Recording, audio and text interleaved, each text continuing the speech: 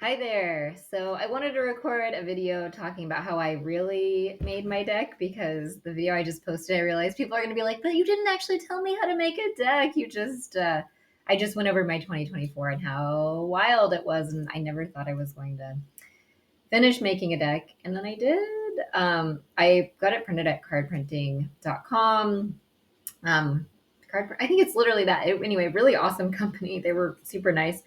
Uh, and I did these affirmation cards, an oracle deck. There are 42 cards. It's Oracle 42. My first mini opening is next week.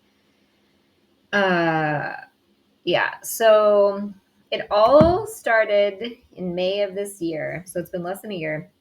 I worked at the Seattle Art Book Fair that my friend Tom runs, and I was volunteering, and someone had dropped off this book, The Oracle Creator by Stephen Bright. And I really love this book because they talk about how your Oracle deck is just what you want to make it. It doesn't have to be perfect. This is something I've wanted to do for years, but I thought, oh, it's not going to be perfect. This artist here, they created a deck for when they were going blind for them to use. Like they didn't have color, everything had to be large. Uh, and it really showed me I don't have to follow anybody else's model. I can make what I want to make. I also at this time I'd been sober for 1 year and I finished a yoga teacher training, and the information was just vast. On We went through all of the chakras of the body and the koshas, or the layers of the self, and the knowledge from ancient Indian, the Vedas, the wisdom, and my teachers at the Embodied School of Wisdom. Was absolutely massive. And I was doing a ton of meditation using Sankalpa. So, for example, this one, gratefulness. The affirmation is my gratitude practice reminds me of all the amazing abundance in my life. So, these are meditative ideas that you can have. Um, each one is something that I'm literally working on to stay sober, to be the best version of myself I can be. Uh, I am in, oh my gosh, it's funny I pulled this one. So I thought it was kind of weird that I would have myself as the warrior archetype, but I've also been going through a lot this year. If you watch my video, you can see. So I am brave, strong, powerful, and a force to be reckoned with. So if I tell myself this, then I believe it, right? When you tell yourself positive affirmations, it's really about reprogramming your subconscious and limiting beliefs. Um, I grew up really in the middle of nowhere, like 30 miles from the nearest town, super remote. Uh, yeah. And let's just say life wasn't always easy. uh, so I've had to do some definitely some reprogramming. Um, yeah, like when you have turmoil, this too shall pass. I am supported by the earth, and then each card goes along with the a different chakra of the body. Okay, so how I came up with this is I actually used sticky notes and I put them on my wall in the house that I lived in at the beginning of the year. I also had to move this year. And on each one, I actually started with the affirmations. So then each sticky note represented a different card and something I wanted uh, to embody. And I started with the base chakras, right? Like, so I had 7 cards to start with, like the main point I wanted to get from each chakra. And then I had the shadow suit, so kind of the opposite of that, like the turmoil card, right? So the opposite of safety. The first one is safety, because without safety, you can't really grow as a person, right? If I was afraid, a murderer was at my door, I wouldn't be able to make a video, right? If I was too afraid to share my opinions, I wouldn't be able to share them.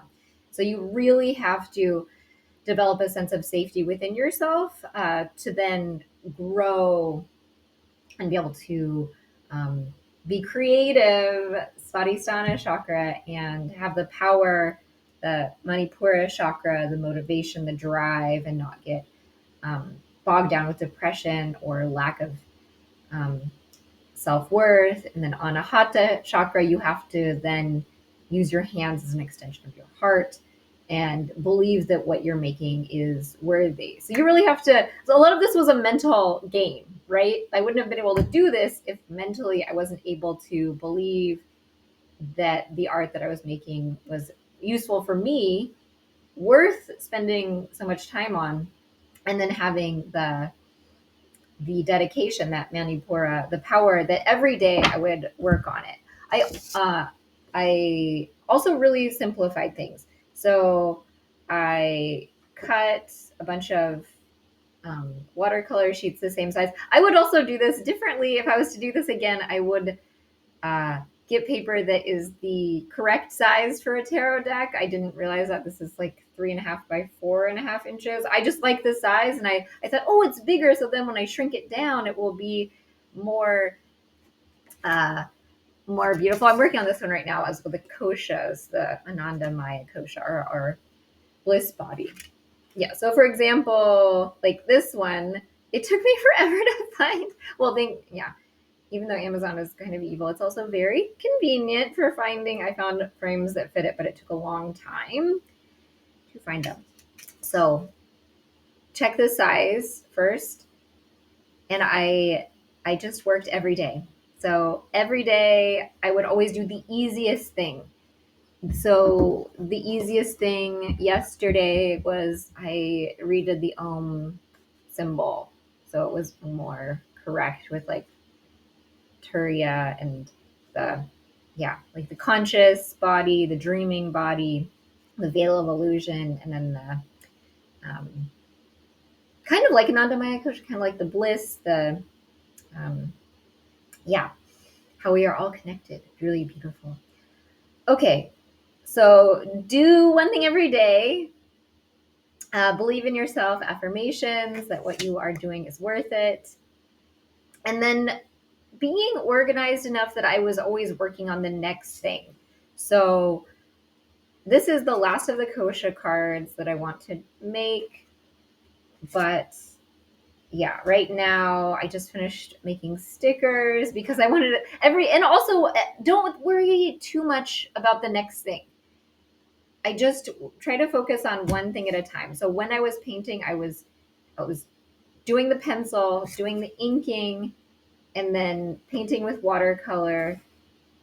And then I would just be moving on to the next card. Just keep going. And then I could even expand this deck and have more suits if I wanted to. I stopped at 42 because I had 6 sets of 7 chakra cards. And that seemed like a really complete number, like 42. If you know, if you read Douglas Adams and the Hitchhiker's Guide to the Universe, it's the meaning of everything. So that was kind of a fun thing. I'm also turning 42 next year. So I thought that would be fun. But even now, right, I have my art opening on the 20th, and every day I'm doing something else. Like I created these books because I have another artist friend, Josie, who I saw her books at an art gallery, and I asked the gallery guy, I was like, how did you do those? And he said, oh, I did this with this company, Denick. And I realized I think they were about $10 each to print, and I used my alchemist card because my friends like that one the most. And then I manifest my visions with patience and trust. Very exciting. I just got these today, so super exciting. And I realized even if I don't sell them, I will use them, and they were a good price in bulk. Hopefully, I sell some of them so I can make my money back. So, how to make an oracle deck one day at a time. Organize each card, and then just keep working. Like the easiest thing. Like try to make it still joyful. I really started these focusing on my art as like anti-AI. Like I was kind of getting freaked out by AI. So like the witch was, it's just like colorful and kind of weird. Especially the first ones I did. I don't actually love the first ones I did because I was like, oh my gosh, I wasn't worrying too much about what they looked like. So like number one, the first one I did safety. The house is not perfect. the font at this point, I was just using my handwriting. I wasn't looking at a font. Don't worry about it. It doesn't matter. Like, just do it. And then if I was to make another deck, I would uh, think more um, about that later. Like, by the time I got to the end of the deck, so for example, the water and sound. So when I'm in the 30s, I was using an actual font, and I had more of a solidified idea. Yeah. So anyway, I have so much more advice. Maybe I'll make some more videos, but I did want to give a little bit like how I made my deck uh, realistically, like how I actually did it. Since the last video was more like how the answer to how I made it was I stayed sober and I didn't drink, which is so good for you, and it's like so good for just if you haven't thought about being sober, it like really feels good. Like I was just tired of not feeling good, and it feels great. And and then just how grateful I am to my friends and music and musicians and art, because really, oh gosh, in this world right now, we really need art. Queen Herbie, who was a huge influence on me, her podcast, Herbie House, her mantra is, "We need your art. We need it. We need your art." Yeah. Anyway, I might do some more like step by step, more clear ones later, but I did want to just boop, do this. So thank you so much for listening.